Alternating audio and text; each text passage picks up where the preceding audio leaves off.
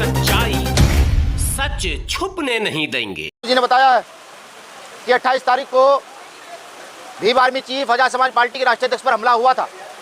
कुछ कार सवारों ने उनकी जान लेने की नियत से सहारनपुर के देवबंद कस्बे में गोलियां चलाई। 1 जुलाई को पुलिस ने मुस्तैदी दिखाते हुए 4 अपराधियों को गिरफ्तार किया, जिसमें से 3 अपराधी वहीं देवबंद के पास एक गांव पड़ता है रणखंडी महिला वहाँ के हैं। बाकी एक अपराधी हरियाणा का है। आज की प्रेस कॉन्फ्रेंस विशेषकर इसलिए बुलाई गई है कि पुलिस के जो बयान है, पुलिस ने जो जांच पड़ताल की, उस पर एक सवालिया निशान है। पुलिस पूछताछ में बताती है कि उन्होंने टोल पर चंद्रशेखर भाई का काफिला खड़े हुए देखा और वहाँ पूछा कि कौन आ रहा है। वहाँ कार्यकर्ताओं ने जैसे बताया कि चंद्रशेखर आ रहे हैं, तो उन्होंने फौरन ही चंद्रशेखर की हत्या का प्लान बना लिया।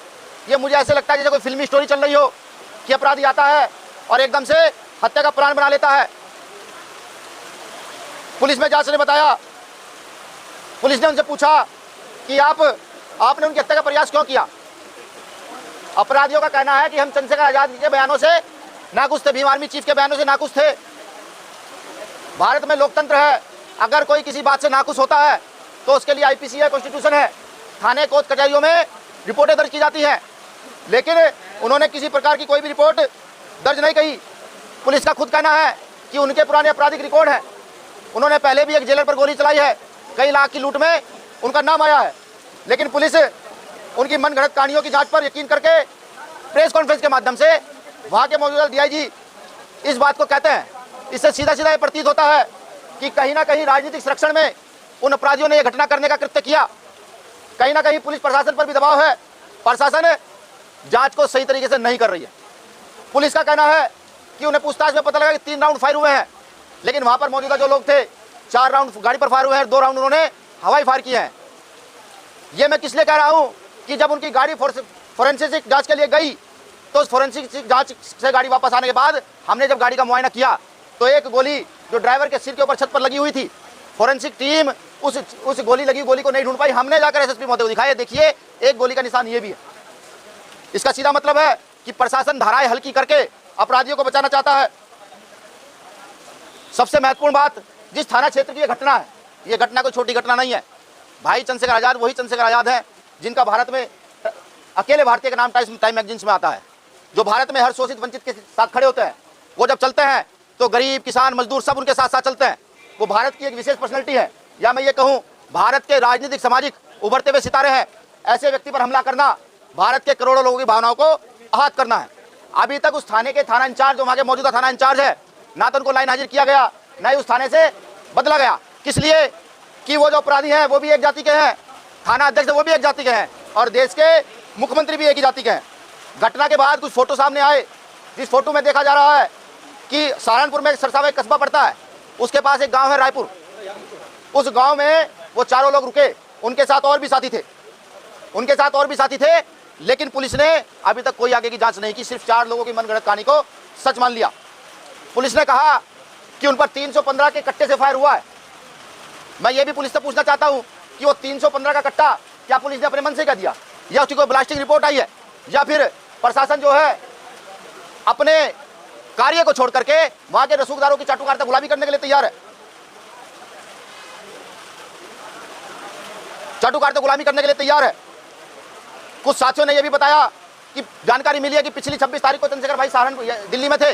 वो एक कार्यकर्ता के यहाँ एक कार्यक्रम में शामिल होने गए थे, तो उनके पीछे कुछ गाड़ियां देखी गई जो उनकी रैकी कर रही थी। वो गाड़ियां कौन है, वो लोग कौन है, कहां से आए हैं, ये भी बड़ा सवाल उठता है। सबसे महत्वपूर्ण बिंदु कि ये कार्य ईद से एक दिन पहले होता है। ईद से एक दिन पहले चंद्रशेखर आजाद जी की हत्या की साजिश की जाती है। कहीं भारत के अंदर, पूरे देश के अंदर कोई जातीय धर्म के आधार पर उन्माद फैलाने का इरादा तो नहीं था। महत्वपूर्ण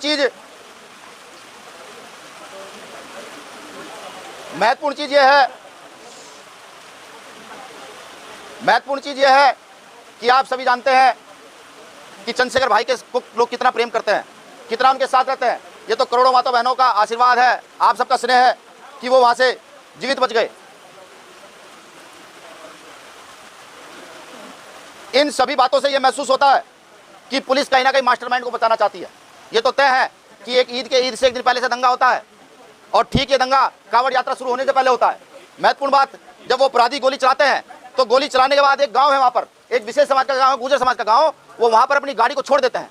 पुलिस कहती है कि उनकी गाड़ी का तेल खत्म हो गया था। जो लोग इतनी बड़ी रैकी कर रहे हैं, ये कहां से का तू बैठता है? पुलिस का कहना कि उनकी गाड़ी का तेल खत्म हो गया था, और अगर तेल खत्म हुआ भी था तो वो अपने गांव की ओर भागते, अपने गांव से अपोजिट दिशा में जो गांव है मीरकपुर, उसकी ओर क्यों भागे?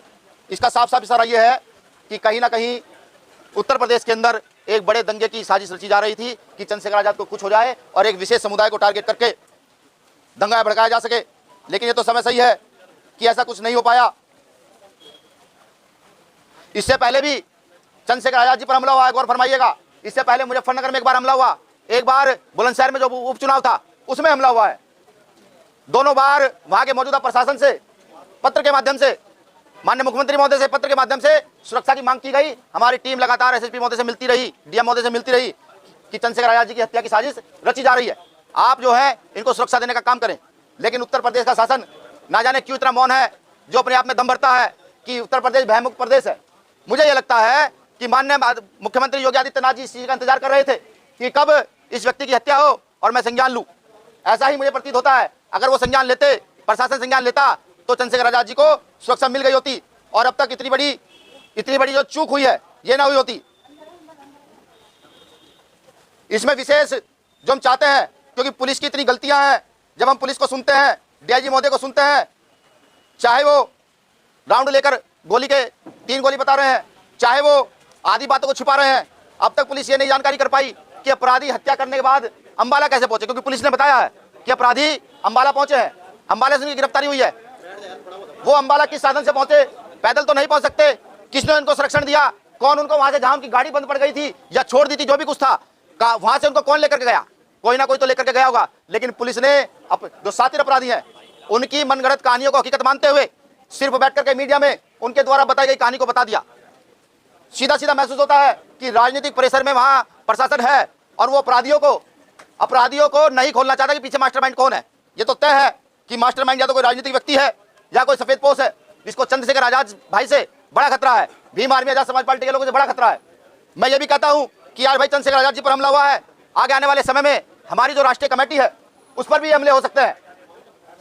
हम इन सभी चीजों को देखते हुए सबसे पहले तो आपके माध्यम से भारत सरकार से भाई चंद्रशेखर आजाद जी के लिए सीबीआई जांच की मांग करते हैं, हमें यह पता लग सके कि इसमें कौन है। और अगर हमें न्याय नहीं मिलता तो यह तय हो जाता है कि यहाँ की प्रदेश के मुखिया से लेकर के नीचे तक सभी लोग चंद्रशेखर आजाद जी की हत्या में शामिल हैं। आरोपियों का नार्को टेस्ट होना बहुत जरूरी है, सच्चाई का पता लगना जरूरी है। अगर ऐसे व्यक्ति की हत्या की साजिश रची जाती है और पुलिस लिपापोती करके छोड़ देती है, अनल गलत बयान देकर छोड़ देती है, तो ये सही नहीं है, इसको न्याय नहीं कहा जा सकता। तो हम अपराधियों के नार्को टेस्ट की भी मांग करते हैं, क्योंकि पुलिस उनसे कुछ भी बुलवाने में सफल नहीं रही। महत्वपूर्ण बात कि अब तक पुलिस ने 10 दिन हो चुके हैं, कोर्ट से उनकी कस्टडी नहीं मांगी। इतनी बड़ी घटना के बाद पुलिस कस्टडी नहीं मांगती तो सीधा सीधा इशारा होता है कि पुलिस रिमांड नहीं मांगती, तो सीधा सीधा इशारा होता है कि कहीं ना कहीं सत्ता का संरक्षण उन अपराधियों के साथ है। हम चंद्रशेखर आजाद जी की सुरक्षा की मांग करते हैं कि यहाँ जब फिल्मी स्टारों को फ्री फंड सुरक्षा दी जा सकती है, यहाँ जब बाबाओं को सुरक्षा दी जा सकती है, तो यहाँ चंद्रशेखर आजाद को भी सुरक्षा दी जा सकती है। भारत के एक सच्चे सिपाही को, जो शोषित वंचित वर्ग के लिए हर समय खड़ा रहता है, जो हर बलात्कारी के खिलाफ, हर हत्या करने वाले के खिलाफ, हर गलत काम करने वाले के खिलाफ खड़ा रहता है और हर उसके खिलाफ खड़ा रहता है जो अपने आप को बाहुबली समझते हैं। तो हम उनकी सुरक्षा की मांग करते हैं। सबसे महत्वपूर्ण, सब लोग ध्यान दीजिएगा, 21 जुलाई 2023 को दिल्ली के जंतर मंतर पर इन सभी मांगों को लेकर के हमारा 1 दिवसीय धरना प्रदर्शन है। आपसे भी मैं निवेदन करूंगा, सब लोग वहां आए, आकर के सुने कि क्या क्या मामले, क्या क्या घटनाएं हो रही हैं और यहाँ के माननीय मुख्यमंत्री जी मौन है। यह भी बड़े शर्म की बात है कि एक पार्टी के राष्ट्रीय अध्यक्ष पर हमला होता है और मौजूदा समय के मुख्यमंत्री उस पर किसी प्रकार का ट्वीट से लेकर कोई बयान नहीं देते हैं। ये ना तो मानवता के हित में है, ना ही ये भारतीय राजनीति के हित में है। मैं यहाँ माननीय मुख्यमंत्री जी के इस्तीफे की भी मांग करता हूँ कि वो जल्द से जल्द इस्तीफा दें। और आपके चैनल के माध्यम से एक बात और मैं बता दूं, मेरा निवेदन है उन साथियों से जो लगातार सोशल मीडिया पर अनर्गल बयान लिख रहे हैं कि आप ऐसा ना करें, यहाँ लोकतंत्र है, अगर आपको किसी बात की परेशानी है तो आप जाएं, मुकदमा दर्ज कराएं, कोर्ट जाएं, कोर्ट न्याय करेगा, आप न्याय नहीं कर सकते। दूसरी बात कि एक बार हम खून देख चुके हैं, एक बार हमने अपने साथी, अपने नेता, समाज के कार्यकर्ता का खून देख लिया है, खुद को शांत कर लिया है, समाज को शांत कर लिया है कि नहीं, अव्यवस्था नहीं फैलनी चाहिए, हम लोकतंत्र के हिसाब से लड़ेंगे। लेकिन अगर अगली बार भी किसी ने सोच रखा हो कि नहीं वो खून करेंगे वो हत्याएं करेंगे और हम शांत रहेंगे। तो मेरा निवेदन है यहाँ की सरकारों से, यहाँ की LIU से, यहाँ की विशेष जांच एजेंसियों से कि ऐसे लोगों को टारगेट करें जो जाति के नाम पर षड्यंत्र करके हत्या करा देना चाहते हैं एक व्यक्ति की, उस व्यक्ति की जो शोषित वंचितों के साथ खड़ा रहता है।